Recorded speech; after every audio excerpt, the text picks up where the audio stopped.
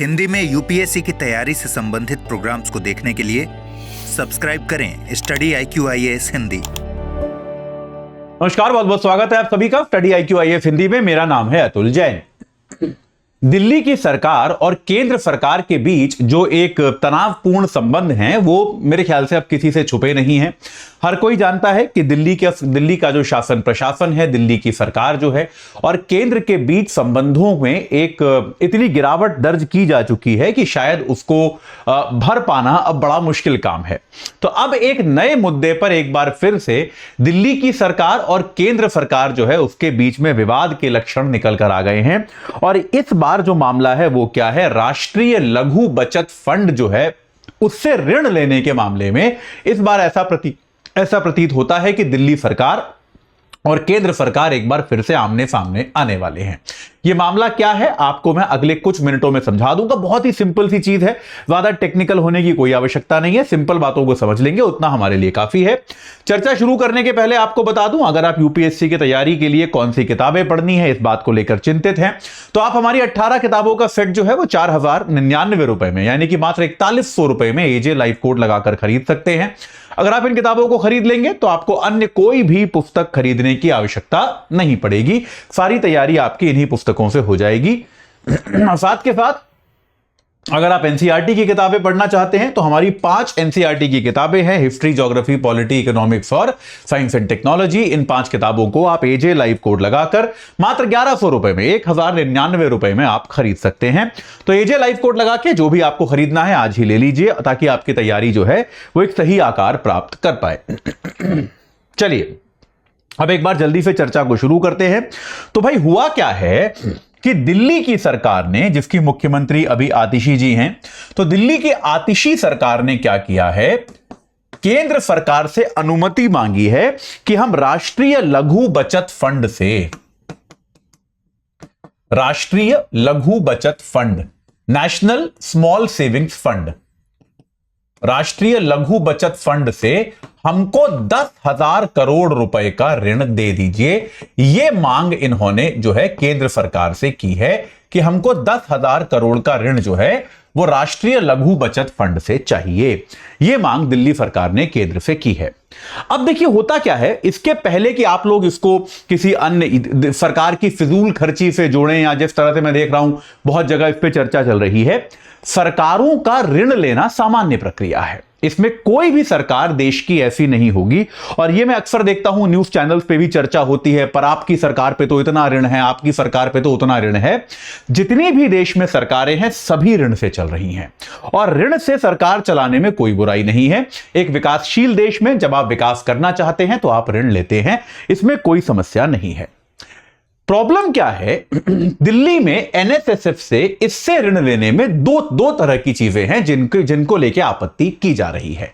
पहली आपत्ति तो यह है, यार राष्ट्रीय लघु बचत फंड से ऋण लेना अब बड़ा पुराना काम हो गया है। मतलब एक जमाना था जब राज्य सरकारें राष्ट्रीय लघु बचत ऋण से जो है फंड से ऋण लिया करती थी और ये पहले से चलता आ रहा है, बहुत पहले से चलता आ रहा है। सरकारें इससे ऋण लेती थी, उसको समय समय पर चुकाती रहती थी, उस पर ब्याज देती रहती थी, क्योंकि भाई इतनी सारी बचत जो देश में होती है लघु बचत, वो आखिरकार एक कॉर्पस है, एक पैसा है जिससे सरकार ऋण पहले भी लेती रहती थी।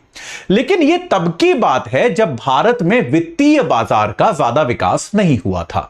अब वर्तमान में वित्तीय बाजार के बड़े विकास के बाद, भाई वित्तीय बाजार, अब तो भारत का इतने सारे बैंक हैं, इतने सारे आर्थिक संगठन हैं, आर्थिक संस्थान हैं, तो ज्यादातर सरकारों ने, देश की ज्यादातर सरकारों ने अब यह ऋण लेना बंद कर दिया है।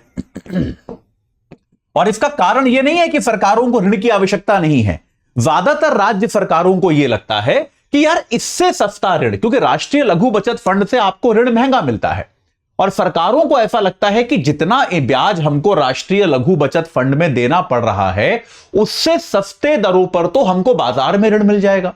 तो सरकारें इससे अच्छा बैंकों या वित्तीय संस्थानों के पास चली जाती हैं ऋण लेने के लिए और वहां से ऋण ले आती हैं, क्योंकि बैंक और वित्तीय संस्थान तो सरकार को ऋण दे देते हैं। सरकार के पास यार शक्ति होती है, सोवरेन होती है सरकार, संप्रभुता होती है काफी हद तक। हालांकि राज्य सरकार संप्रभु नहीं है, ऐसा नहीं है कि एग्जाम में टिक मारा ना कि अतुल सर ने कहा था, लेकिन तब भी सरकार पर आप इतना भरोसा तो कर सकते हो कि आपका ऋण लेकर ये भागेगी नहीं या उसको फेल नहीं करेगी। तो इसलिए आमतौर पर बैंक या वित्तीय संस्थान जो हैं वो सरकारों को ऋण दे देते हैं। तो ऐसे में दिल्ली सरकार का एक बार दोबारा राष्ट्रीय लघु बचत फंड पर जाना जो है वो थोड़ा अजीब है, क्योंकि अब मैं नोट्स मेरे क्या कह रहे हैं कि जो मैं लिख के लाया हूं कि अब भारत में केवल अरुणाचल, केरल, मध्य प्रदेश और दिल्ली, बस ये 4 राज्य ऐसे हैं। इतने बड़े देश में अब खाली अरुणाचल एक इससे ऋण लेता है, एक केरल लेता है, एक मध्य प्रदेश लेता है और एक दिल्ली अब इससे ऋण ले रहा है।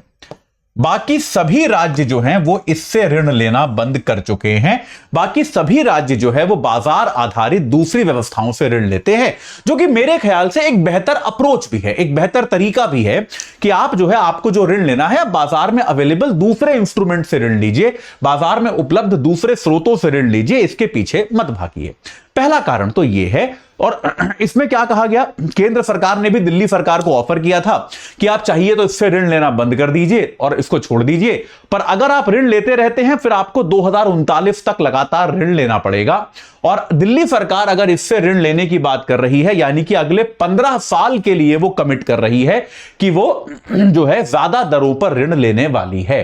तो अगले 15 सालों के लिए दिल्ली सरकार कमिट कर रही है और आने वाली, एक सरकार तो 5 साल चलती है, यानी कि दिल्ली की आने वाली 3 सरकारों को भी वो इस ज्यादा ब्याज वाले ऋण से कमिट कर रही है, जो कि उचित नहीं माना जा सकता। यानी कि इसका बोझ, इसके ब्याज का बोझ जो होगा वो आने वाली सरकारें उठाएंगी। तो ऐसे में ये निर्णय जो है ये आर्थिक तौर पे कितना समझदारी भरा है उस पर सवालिया निशान लग गया है। वित्त विभाग ने इस पर एक चीज पर और आपत्ति की है, और वो आपत्ति क्या है, वो दूसरी आपत्ति है समय की आपत्ति। वित्त विभाग ने कहा है कि भाई देखो, भारत में वित्तीय वर्ष जो होता है मार्च से शुरू होता है, ठीक है। अब इस वित्तीय वर्ष में अच्छा खासा समय तो निकल चुका है, यह बात तय है। और जो बचा हुआ समय है, क्योंकि याद रखिए दिल्ली में फरवरी 2025 में चुनाव है, फरवरी 2025 तक आते आते दिल्ली में विधानसभा चुनाव हो जाएंगे, और विधानसभा चुनाव अगर हो जाएंगे तो वहां पर क्या हो जाएगा, आदर्श चुनाव आचार संहिता लग जाएगी उसके कुछ दिन पहले। अगर फरवरी में चुनाव है तो आप ये तो मान के चल सकते हैं कि जनवरी के मध्य या अंत आते आते दिल्ली में आदर्श चुनाव आचार संहिता लग जाएगी। और जब भी, ये हमने लोकसभा चुनावों में भी देखा, जब भी कहीं आदर्श चुनाव आचार संहिता लगती है तब वहां पे सरकारी खर्च कम हो जाते हैं, क्योंकि सरकार कोई जन कल्याणकारी योजना शुरू कर ही नहीं सकती। भाई आदर्श चुनाव आचार संहिता लग गई तो सरकारों को अपने खर्चे कम करने पड़ जाते हैं ना उस समय, ये तो सीधी सीधी बात है। तो वित्त विभाग ये भी कह रहा है कि हम लोग नवंबर के अंत तक तो आ चुके हैं, तो अब दिसंबर और जनवरी 2 महीने और बचे हैं, फिर तो आदर्श चुनाव आचार संहिता लगी ही जानी है।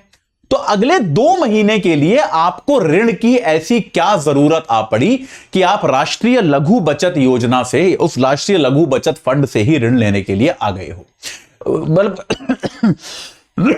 वित्त विभाग का यह कहना है कि जितना ऋण आप ले रहे हो इतना तो आप खर्चा नहीं कर पाओगे, इतना खर्चा कर पाने की आपकी संभावना जो है वो नगण्य है, वो बहुत कम है कि आप इतना खर्चा कर पाओगे। तो ऐसे में इस ऋण का कोई ज्यादा औचित्य नहीं है, इस ऋण का कोई खास मतलब नहीं है।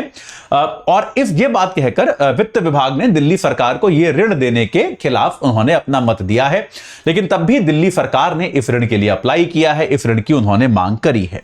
ये आने वाले दिनों में हमको पता चलेगा कि यार, अब यहां पर ये आने वाले दिनों में हमको पता चलेगा कि ये ऋण जो है ये थ्रू होता है कि नहीं, ये ऋण दिल्ली सरकार को दिया जाता है कि नहीं।